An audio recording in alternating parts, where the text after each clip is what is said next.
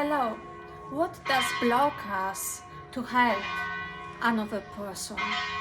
Are we searching in another person somebody special, somebody which is worth to be helped?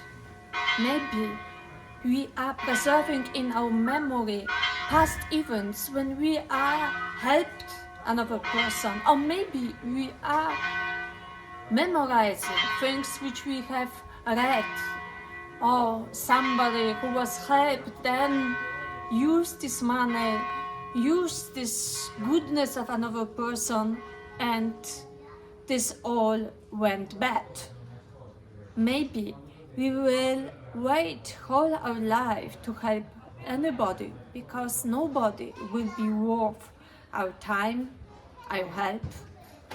And so, in the end of the times, may be happen to us what happened to the second group of people when Jesus will ask us, why you haven't helped me?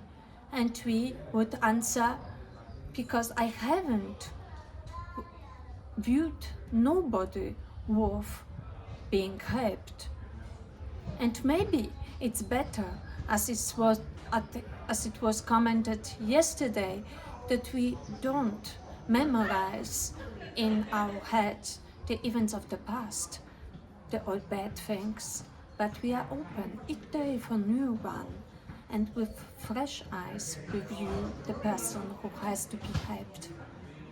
What do you think about that?